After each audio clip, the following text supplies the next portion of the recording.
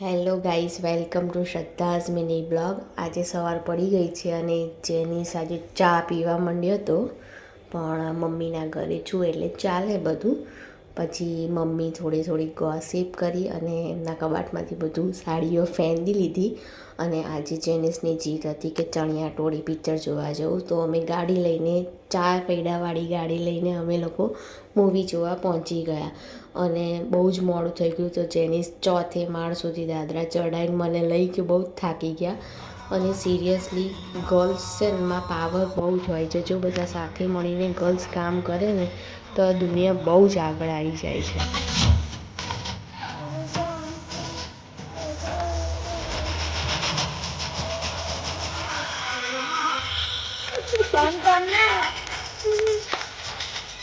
Movie જોવા જઈએ અને પોપકોર્ન ના ખાઈએ એવું બને જ નહીં.